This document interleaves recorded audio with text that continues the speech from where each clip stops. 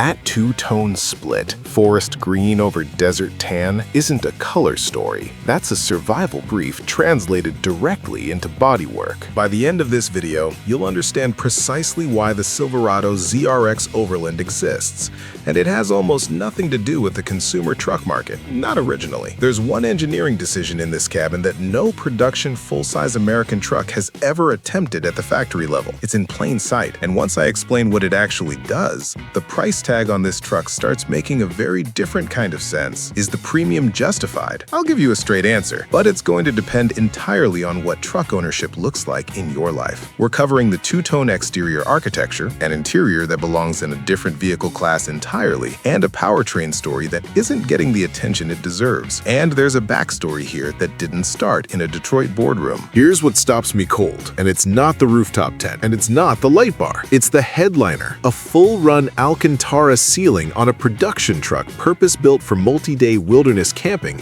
is either a contradiction or a very deliberate engineering decision. My take? It's the latter, and here's exactly why it matters. Alcantara is significantly lighter than standard foam-backed headliner fabric. On a truck carrying a loaded bed rack, a hard-shell rooftop tent, and recovery gear, every pound above the roofline measurably shifts the center of gravity upward.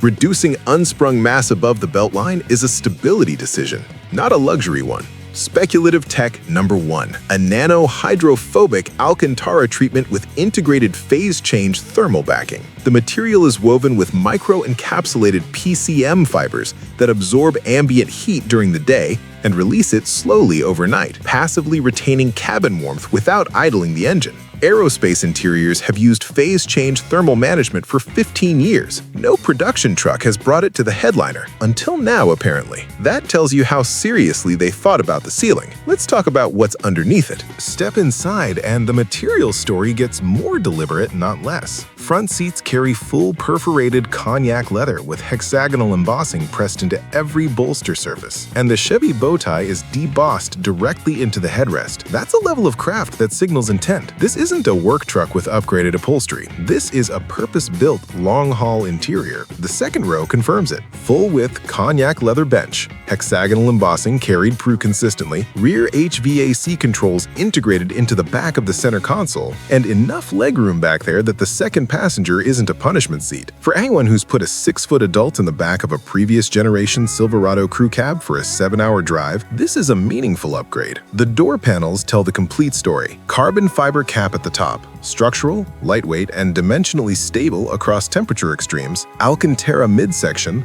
full leather armrest below. Carbon fiber doesn't flex fatigue after repeated open-close cycles on rough terrain the way injection-molded plastic does. If you've dealt with rattling door panels on a previous truck after a hard weekend, that material choice is the answer. The infotainment runs a split-screen layout, navigation on one half, system menu on the other.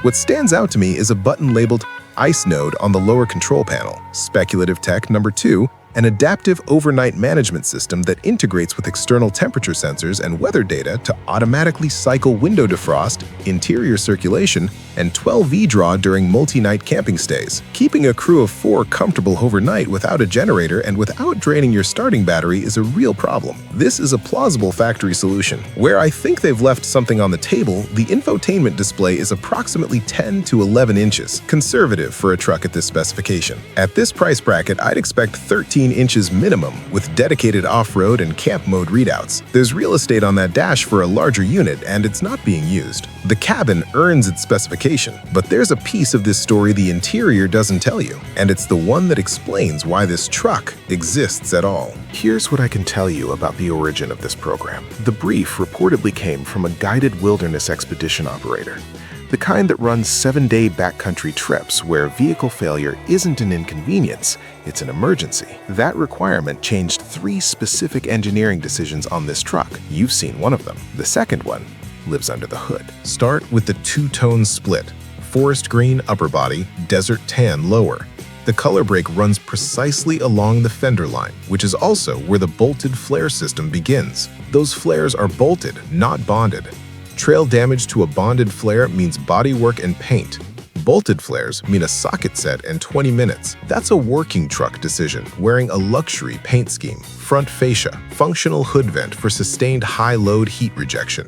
Full black bow tie grille, auxiliary cube lights flanking the lower intakes, and winch-ready bumper with integrated recovery points. Ground clearance looks to be 11 to 12 inches based on arch gap against standard Silverado dimensions. The bed rack is structural square tube, rated for the full load it's carrying. Hard shell rooftop tent, Pelican-style equipment cases, Molly recovery panel with boards. Not aftermarket dressed as factory. Factory. Rear bumper carries auxiliary work lights, recovery D-rings, and integrated hitch. The tailgate bow tie badge carries through the Overland aesthetic without the full-width LED illumination of the ZRX performance variants. A considered choice for a truck where power draw management matters overnight. Design makes the capability promise. The powertrain determines whether it's kept. Platform baseline, the 6.2-liter L87 V8. 420 horsepower and 460 foot-pounds of torque, 10-speed automatic. In Overland application, peak horsepower is largely beside the point. What matters is torque availability from idle. The 6.2 delivers maximum torque from around 2,000 RPM, sustained through the mid-range. That's the number you care about when you're loaded to 9,000 pounds on a mountain grade in second gear. Speculative tech number 3, load predictive suspension calibration. Corner load sensors read the distributed weight of the rack system, rooftop tent, and gear before you leave the campsite, feeding that data to the adaptive dampers so they pre-calibrate stiffness for the loaded state. Current adaptive systems recalibrate reactively after the truck has already moved and body roll has already begun. A predictive system calibrates before the first wheel turn. Against a Ram 1500 TRX, 702 horsepower on a platform tuned for unloaded desert performance, the ZRX Overland delivers a measurably more stable and predictable loaded driving experience because it was briefed for it. The engineering case is solid. Now let's talk about whether the financial case holds up. Now here's what I actually think, and I want to be completely straightforward with you. The engineering decision I mentioned at the open, the one no production full-size truck has done at the factory level. It's the thermal regulated headliner.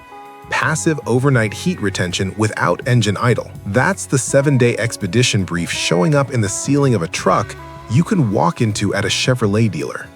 Pricing. Expect a window sticker between $82,000 and $98,000 depending on powertrain and package level. Context matters here. A Ram 1500 TRX runs $82,000 to $95,000 and delivers significantly more horsepower, but no factory Overland system, no integrated rack, no tent, and an interior that doesn't match this at any trim level.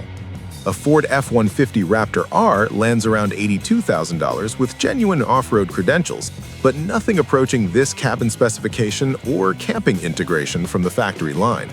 You're not paying for horsepower here. You're paying for a complete, factory-accountable Overland system. On depreciation, low-volume, factory-integrated builds with real mechanical differentiation hold residual value significantly better than stock trucks with bolt-on additions. Aftermarket gear depreciates as parts. A factory Overland system depreciates as a truck.